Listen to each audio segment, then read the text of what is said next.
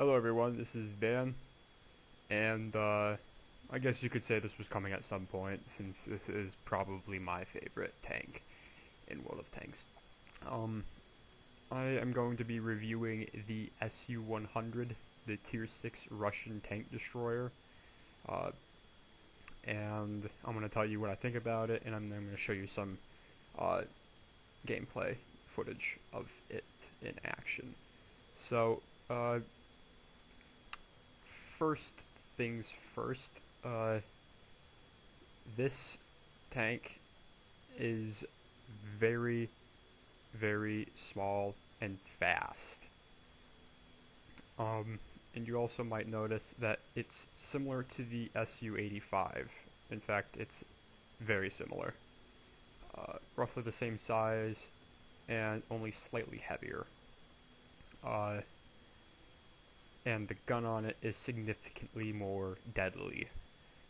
In a standard tier 6 match, this gun you can expect to penetrate just about any single enemy tank from the front and do anywhere around 390 damage on average. Uh, it can be anywhere between 293 and 488. I have not seen it this low, and I have almost seen it this high. I think my highest was somewhere around 460. So this is a very, very deadly gun. Uh, Reload speed's pretty bad. Uh, the settings, the way I have mine set up with improved ventilation and gun rammer and everything at 100%, I can get a reload speed of about 10.5 seconds, which isn't too bad if you can use this camouflage on the tank, since this is one of the best camouflage tank destroyers. To your advantage, you want to use this. So, I guess we can get down to the main statistics for the tank. So if we just look here, 580 hit points, pretty good. It's on the higher end of the tank destroyer health pool thing, whatever you want to call it. It's also extremely light, and its horsepower is really good. So you can hit its top speed of 50 kilometers an hour pretty quickly if you have everything maxed out. Its traverse speed is also extremely good. This is, actually I think it's better. Yeah, it's better than the SU-100 M1. So this is kind of the peak. Hull armor is pretty good as well. 75 on the front, 45 on the side and rear. I mean, this is all right for a tank destroyer kind of thing. I mean, if you're looking with working with a heavy tank, this would be pretty bad armor. This is like sub tier 5 heavy tank armor. But the sloping on the front means that if angled just right, you can get quite a few bounces off of it or non-penetrations. So it's maneuverable. It's got a lot of damage, and its armor is alright, I guess, for its, being a tank destroyer and whatnot. Penetration, anywhere between 131 and 219, so on average it's about 175. Reload speed, as I said, is pretty bad. Gun traverse, not all that important, but 44 degrees a second. View range, it's alright. And signal range is pretty bad. And there has to be downsides to this tank because this gun is so good. And as you saw down here, these are the things I have picked out. Improved ventilation, medium spall liner, and medium caliber gun rammer. If you're going to be fitting the 122mm cannon on this thing, you definitely want the medium caliber gun rammer. And if you want everything to be a little bit better all around, improved ventilation is probably another way to go. And medium spall liner, I don't remember exactly why I chose this, but after I did choose it, I did notice a significant difference in the amount of times my crew got injured. Since this is such a small tank, you kind of have everyone in here kind of packed in tightly, and penetrating hits can sometimes injure the crew members. So if you have this, it makes it a little bit easier. and it kind of protects you from artillery a little bit.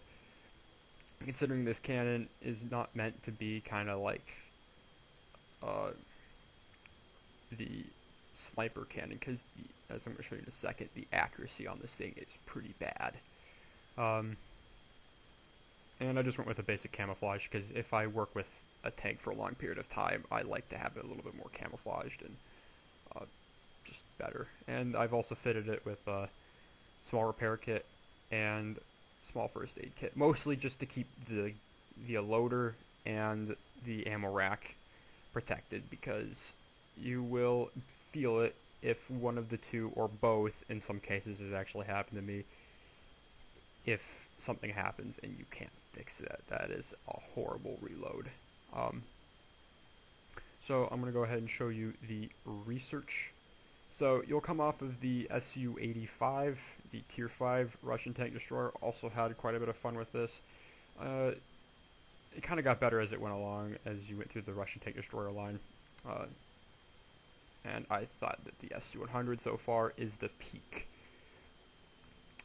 If you take a look at the SU-100, it would cost you 26,500 experience to research and almost 1,000,000 credits to purchase it.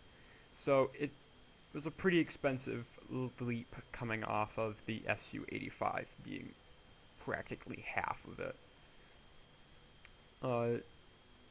So once you get this tank, you probably are going to want to go for the 100mm cannon, well, gun. I refer to this as a cannon because it's just more cool.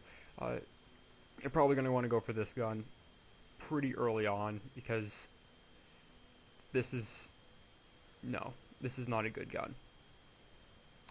It may have the rate of fire that you might like, but the penetration and damage is awful at this tier. You do not want to be facing off a tier 8 tank in this gun. That is a horrible way to go. This at least has the penetration and the damage that you could at least work with, because the SU-100 M1 has a gun very similar to this. Accuracy is alright with this gun, aiming time's alright, reload speed's good. It's an alright gun if you're planning on going down the SU-100, this line over here instead of the big gun line, like the mobile and then the gun. So you're probably going to want to go for this gun first. That's probably going to be your main priority, because it's a tank destroyer. It's all about the gun.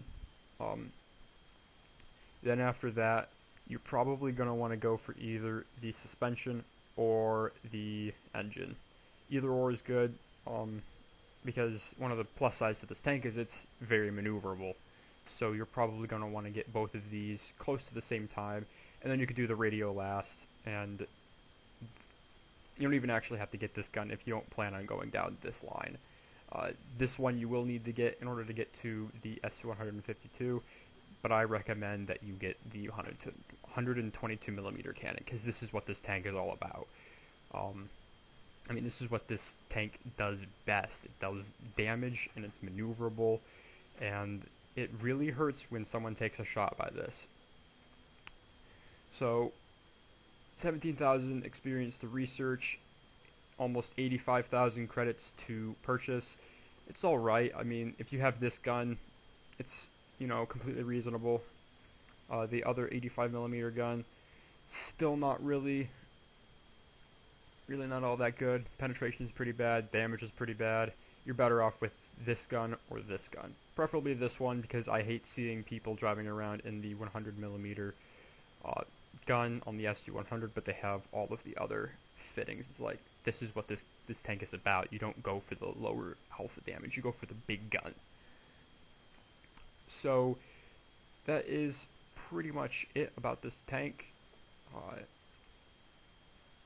It's 4 crew members, the commander, also the radio operator. I would recommend 6th Sense on this tank. In fact, most tank destroyers you probably want to go with 6th Sense. I did not do that. My first choice was firefighting and then recon, because the view range is pretty bad in this tank. And although it's not meant to be a sniping tank, in some cases especially when you're defending. This gun is alright for it, because if you're facing off against other tier 6 tanks, it doesn't really matter where you shoot them, this gun is going to pretty much hurt no matter what. Deadeye, and camouflage, yeah, that's probably good, just because camouflage, obviously, you want to keep this tank as hidden as possible, because 580 hit points compared to, 870, 900 on heavies at this tier is probably for the best that you stay hidden as well as possible.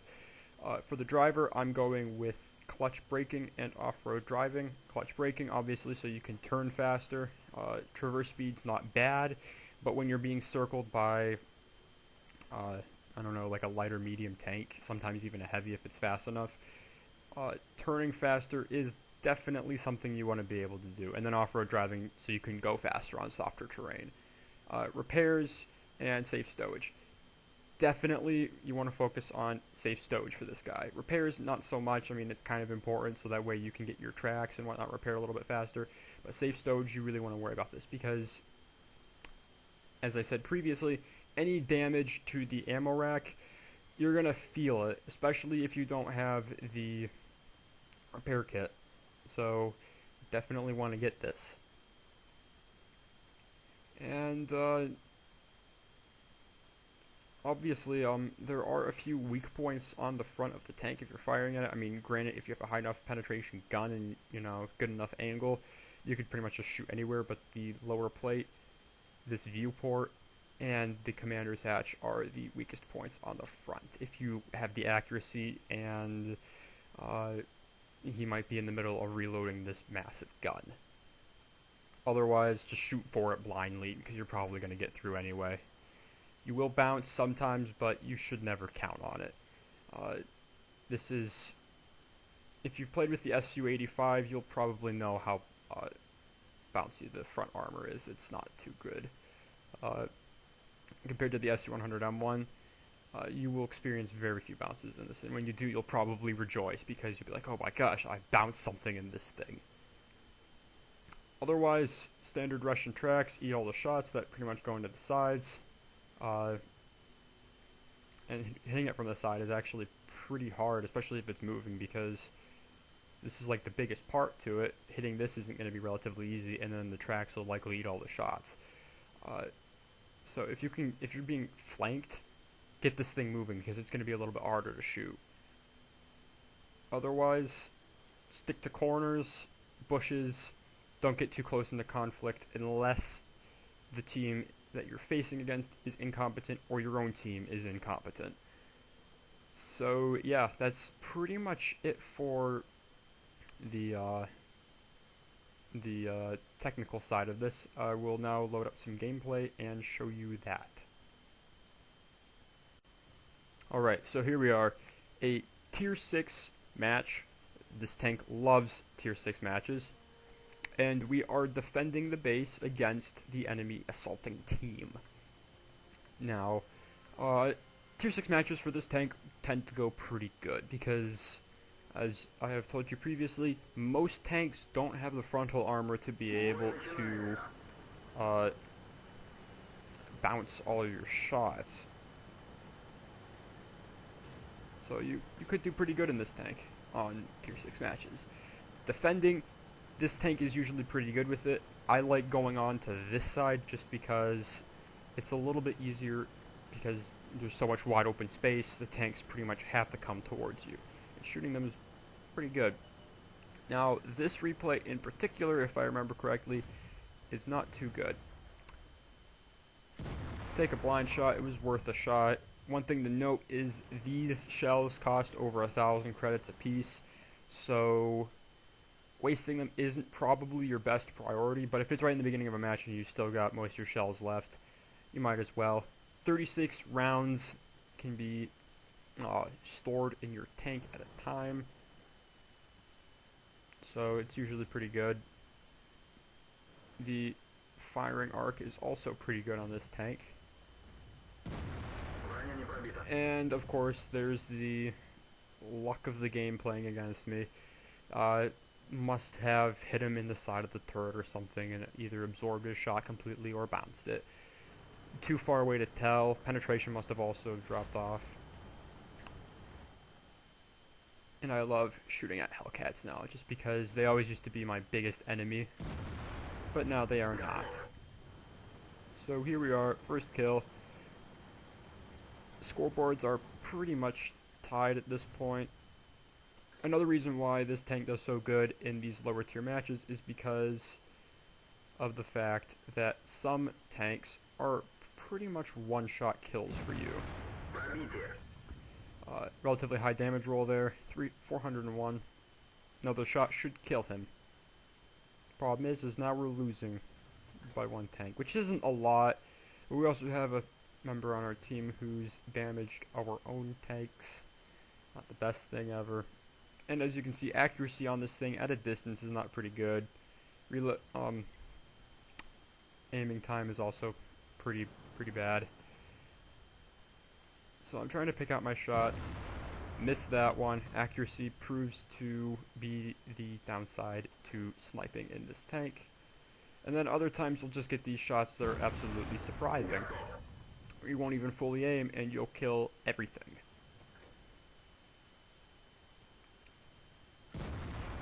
So here we are, we're still losing by one kill. I'm just trying to clean up the battlefield over here.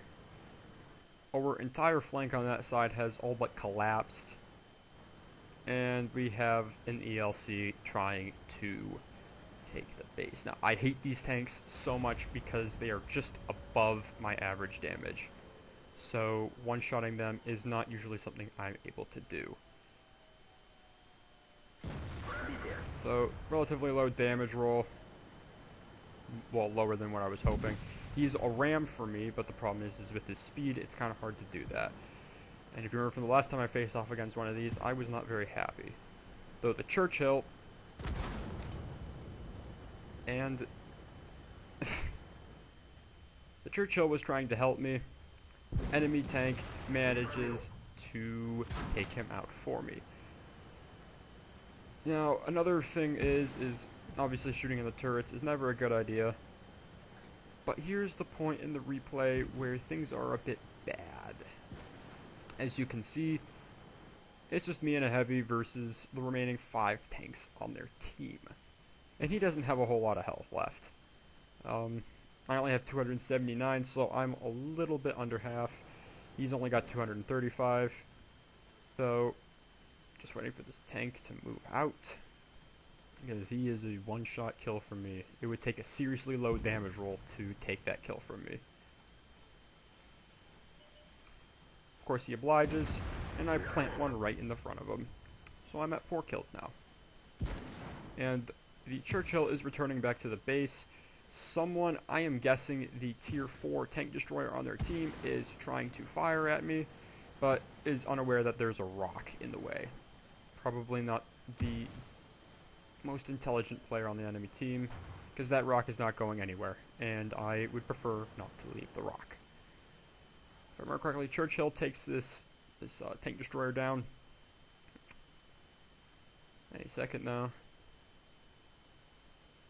But he's returned to the base, so we were both defending against, well, quite a few tanks. I mean, this is not something that you want to be doing. I mean, it's only a few of us.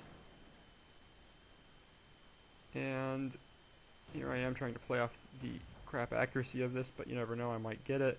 And he moves out of my shot. Churchill finishes him off. Between us, we now have 9 kills, and there's only 2 tanks left. But I'm getting worried, because we haven't seen either of the 2 tanks, and I've only figured that one of them was sitting up on the ridge firing at us. A little worried at this point, trying to get into position. I don't know how much damage the tier 6 tank destroyer on their team can do. I really don't want to find out, but someone is continuing to try to fire at me. And it sounds like those shots are getting pretty close, so we're being fired at from a different angle. Perhaps. Can't tell, don't want to find out. So Churchill and I are kind of thinking about this. That shot was a little too close for my liking, and I could not tell where it came from. I know he's probably going to try to come around the back where I'm currently facing. So I'm just kind of getting ready, just in case. And sure enough, there he is. Still on full health. Trying to keep as close to the rock as possible because I don't know how much damage that tier 4 tank destroyer can do. I got through the low tiers pretty quickly. And so now it's him and I waiting for him to come up over the ridge. I've killed a few of these tanks before, but not enough to know all of the weak points. Plant one right in him. Back off. Don't want to find out how much damage this guy can do. Churchill finishes him off. Together we have 10 kills. And I'm going to speed it up at this point because we, not to ruin the replay, but we do not see the tier 4 tank destroyer on their team for the rest of the game. So he comes over. We're both going to hide behind this rock. It's apparent that he's not going to try to come for us. Him and I are talking. I really have no idea where he's at. I was guessing he probably is on the hill, but I really don't want to find out. I'm sitting here. I ask him if he wants to wait him out. I mean, it's only 25 seconds left. It's not like we're probably going to be... I might be able to get over there. He might not be able to. So here we are. Compliment him on his shooting because he did pretty good. Thanks me. And that's the end of the replay. 10 kills between the both of us. You saw how this gun can perform and how the tank can perform. Overall, it's pretty good. I've got one more replay to show. I'll pull that up, and then that'll be it. Alright, so here's the last replay. El Haluf. It's alright, I guess.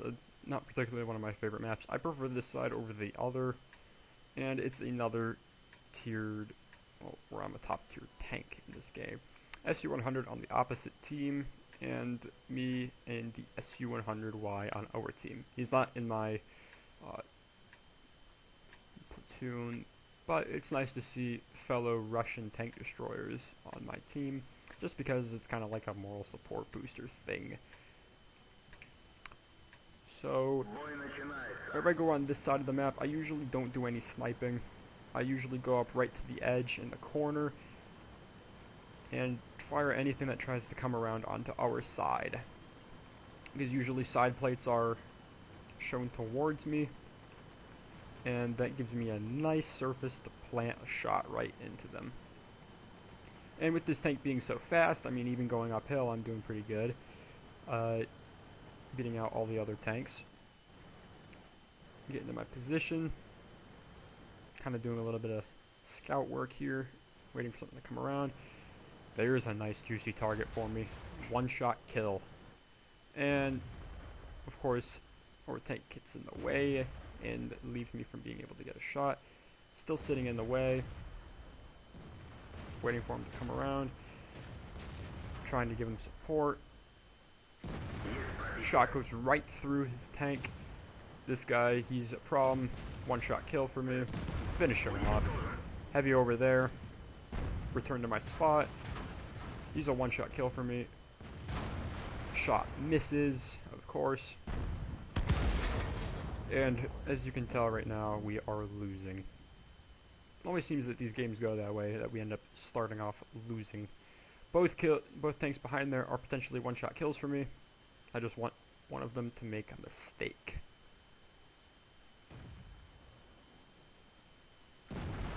SU-100Y finishes off my kill. No problem. He was a good tank. SU-100. Bad move. I thought about going for the one-shot kill. Decided against it. He's only using the 100mm gun. So it was good for me. He's going to reload far before me, though, and I really don't want to risk it. Didn't feel like risking the shot on him, especially considering it was only 85 points of health that we were working with. So it would have probably been a waste. Getting into position so that way this tank cannot get a shot off on me. Grill finishes off their heavy, and now I am waiting for the M3 Lee to come out of his corner and face his death with dignity. I don't remember how long I sat here for, so I'm going to speed it up a little bit.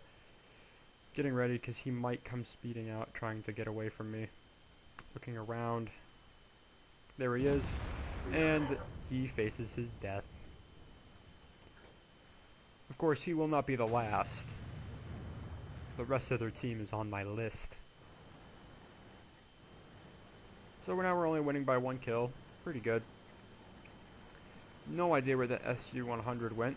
There he is. And as I can tell you from previous times, I am a huge fan of shooting enemy tanks. Especially when they are part of the Russian tank destroyer line. Finish off the SU-100. Felt my glory. Grill takes the kill of the artillery. And so now it's only 2 artillery and 1 light tank. The light tank being the Chaffee. Artillery is not usually a problem because most of them are one-shot kills for me at this point. In fact, up to some tier 7 and tier 8 artillery are also one-shot kills for this gun. Their Chaffee was doing a really good game there. Trying to play this a little carefully. Don't know where the other artillery is, but I was likely spotted. Finish off that artillery. Coming up over the ridge. And ooh, that hurt. Of course, my one shot, I rushed, and I used my repair kit to fix my track because I really don't want to take another hit from an artillery, and being slightly slower is not the way this tank likes to work.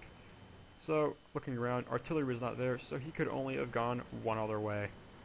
Don't know if he's reloaded by this point, and I really don't want to risk it, so I do this as quickly as possible, and don't even aim in.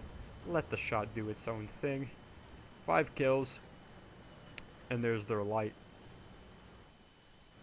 He's a pretty fast tank, but the Russian tank can do better.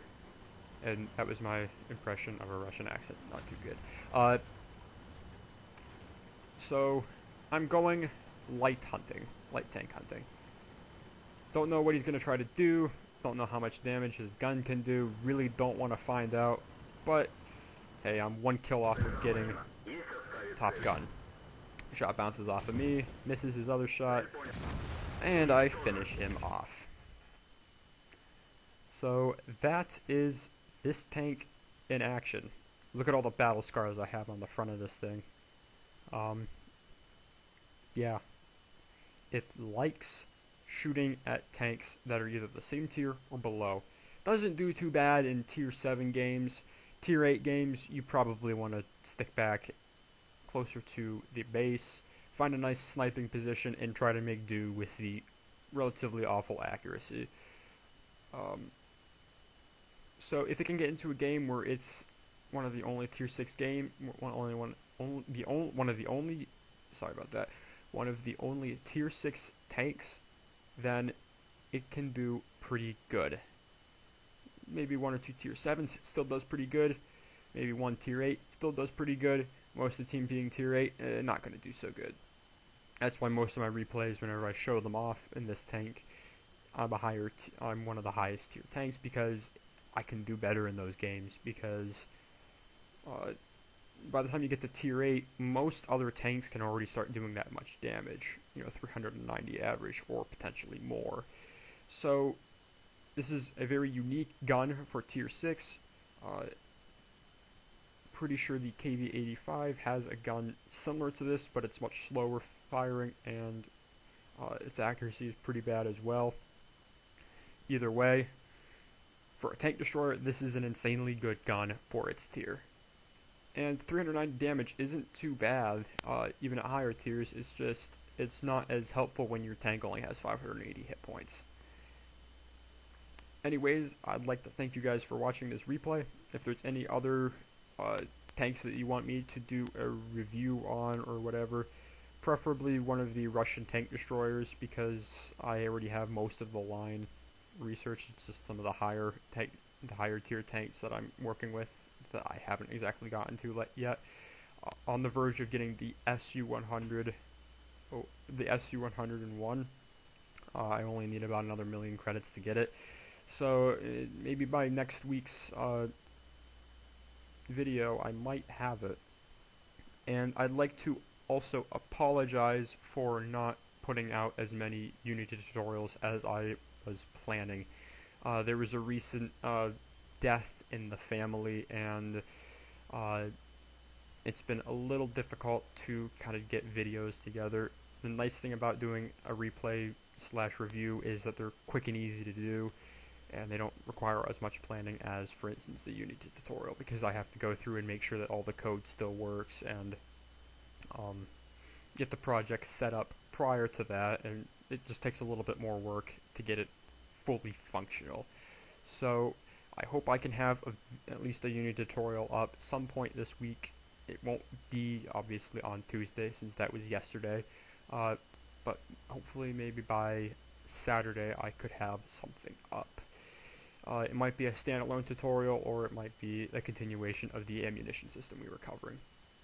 Either way, I'm sincerely sorry for not being able to upload one, and I hope to get one out soon.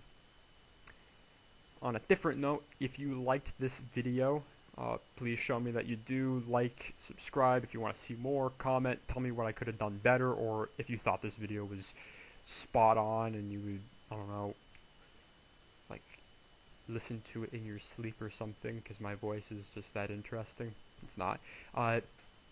Then let me know in the comment section. And other than that, I will see you guys next time. Take care.